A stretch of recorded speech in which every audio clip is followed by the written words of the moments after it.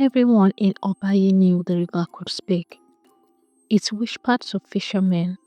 It sang to children playing along its banks. It carried secrets between its waves, story no one else heard. But only one boy made it boil, not with fire, not with spells, but with something far more dangerous: anger. His name was Idu. He didn't shout, break things, or threaten anyone. But when his heart was broken, the water behind his house would ease and bubble, even when the air was cool. Some said the river steamed only when he was sad. Others believed it boiled with his rage, but no one really knew until the day the truth came out. Obaye was a small town, tucked between red earth and slow water. People knew each other. Faces were familiar and gossip traveled faster than the market drums. Ido lived near the river bend, in a quiet house made of brick and rusted roofing. His mother sold smoked fish at the market, and his father had been a fisherman. Ido was 13, quiet and watchful. He walked like someone who had learned not to expect much from the world. People didn't fear him, not exactly, but they didn't understand him either. When the river behind his house first bubbled, they thought it was a strange coincidence. Maybe the sun was too hot or something was growing beneath the surface. But it happened again and again, only when Idu was near the river. A neighbor once said, "When that boy frowns, the water sweats." Another whispered, "His hunger doesn't shout, it simmers." And so, people grew distant. Mothers called their children in when Idu walked past. Shopkeepers avoided eye contact with him. Fishermen never cast their nets behind his house. Idu didn't complain because he had already learnt what silence cost. Idu had not always been this way. There was a time when his laughter could be heard from the river to the rooftops. He used to sing while turning fish on the fire, while plucking mangoes from the tree behind their compound. His parents, Papa Huje and Mama Hidu, were his world. Papa Huje wasn't rich, but he was contented, a fisherman respected by all. They had a plan, a dream. Papa Huje was saving to buy a fishing boat for Idu when he turned 14. "You will be the youngest man in Obaye to own a boat," he had said. They handed the savings, every last naira, to Papa Huje's younger brother, Uncle Opili, who promised to help them buy a strong boat from the city. He was family, so he was trusted.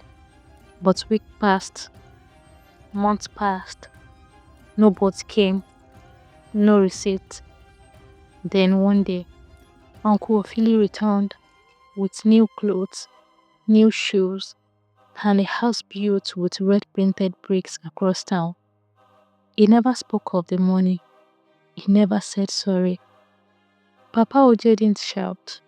He didn't fight or argue with him. He walked down to the river to fish one evening and never returned. They said his boat drifted back alone at dawn. Some called it an accident. Others called it heartbreak. Mama Idu stopped singing. She stopped laughing. She never mentioned Uncle Ophilik again. And Idu, he didn't cry. He stopped asking questions. He stopped waiting for explanations. And from that week on, the river behind their house boiled every morning. It started small. A fisherman slipped near the river one morning and scattered his hand in the water. He said the water was hot. People laughed it up and said maybe he had too much palm oil. But then it happened again and again. Children swimming near Idu's home came running out saying the water beats them. One woman said the scene made her baby cry in the sling. Another said she saw bubbles forming when Idu stood by the hedge. People stopped using the path of the river altogether. They walked further to fetch water from the far bank. Idu saw it all, but he said nothing. He still helped his mother in the mornings, still lit fire for the smoker, still walked to buy pepper and onions from the market. But he carried himself like someone wrapped in glass, like someone who knew people wanted to help but were afraid to touch. It was the betrayal that changed him, not just losing the money and his father. It was that someone they trusted, a blood relative, could smile in their face and still leave them with ashes. There was one person who didn't avoid Ido. Her name was Ifunaya. She lived near a tailor shop and spent most of her afternoons drawing things with charcoal on scraps of old paper. She was the kind of girl who spoke slowly but thought fast. She didn't ask many questions, but she noticed everything. One day, she followed Idu to the river bank after market hours. He was sitting alone, skipping stones across the surface. The water barely moved. She sat beside him and said, "You don't scare me." Idu didn't answer. She looked at the water and added, "The river is only hot when you're hiding things." He glanced sideways at her sharply and asked, "What do you know?" Ifunaya shrugged and said, "I know grief when I see it." Then she handed him a drawing. It was done with black charcoal, but the face was unmistakable. His father, strong brow, soft eyes. Ido stared at it for a long time. "I never even told you about him." "You didn't have to," she said. "You walk like someone who lost their roof in the rain and never asked for an umbrella." Weeks passed. Then came the Festival of Water, a day every year when the townspeople danced, gave thanks and poured small offerings into the river. It was a joyful day, but that year, Uncle Opili was made a guest of honor. He stood on the platform, dressed in fine wrappers and colorful beads, talking about how the river had always blessed the town. Ido was there, watching. He stood still, face clenched, staring as the man who ruined everything was clapped for, honored, and celebrated. Someone nudged Ijo to smile. He didn't. Then the river hissed, not softly or quietly. This time, it poured loudly. Steam rose in thick clouds. The crowd gasped. Some people screamed. Everyone turned to stare at Ido, and this time, he stared back. After the river boiled during the festival, the herders gathered. Some said Idu needed cleansing. Some said he should be sent to live alone by the far hills. One old man whispered, "He is cursed. That anger is not natural." But Ifunaya stepped forward. She wasn't invited, but she walked into the middle of the gathering with steady feet and quiet fire. She said, "What you call a curse is a child carrying pain alone, and you, his people watch him carry it. If your heart had poured with betrayal," she added, "won't your river boil too?" The chief elder leaned forward and asked her, "What do you suggest, child?" She said, "Let him be seen." That night, Ifunaya returned to Ido's house with a package. Inside was a stack of folded papers, tied with red thread. Ido unwrapped it slowly. Each page was something she had drawn or written. His father mending nets, his mother laughing at the market, a sketch of Ido helping an old man carry firewood. One letter read, "You are not the things that were stolen from you. You are not just the boy left behind. You are the boy who kept showing up."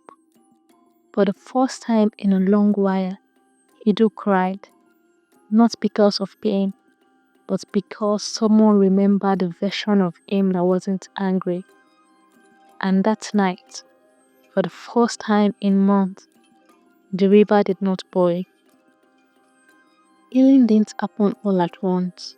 Some days, the river behind Idu's house still eased when he was overwhelmed. But now, if Unaya would walk with him, she would sit quietly while he skipped stones, or just stay near while he said nothing. Other children slowly began to speak to him again. His mother started leaving notes for him in his float bag. Your father would be proud. You are doing well. And as the river cooled, so did Idu. When Idu turned 18, he became a counselor for troubled boys at the local youth center. Not the kind who gave long speech or advice. He was the kind who sat in silence until the boy found the words. They called him the mirror because he never forced anyone to say anything. But once they sat with him, they saw themselves clearly. And the river, it still whispered. It still sang, but it no longer boiled, because the boy who once boiled with rage had learned to carry fire without burning. This is not just a story about anger. It's a story about what happens when pain has no place to go. Ido didn't choose to be betrayed. He didn't choose to lose his father, but he was left to carry it alone. And that anger had to live somewhere. And so he poured. But it was love that cooled it, not punishment, not harsh words or exile. It was the gentle attention of someone who saw in all, who remembered the boy behind the fury, who reminded him you were more than what hurt you. So if you ever meet someone whose pain spills over, don't be quick to label them dangerous. Be curious, because behind every boil is a wound, and sometimes the fierce storms inside people are waiting quietly and desperately for someone to stay. If you enjoyed this story, don't forget to like, comment, share, subscribe, and hit the notification bell so you won't miss the next one. Thanks for watching.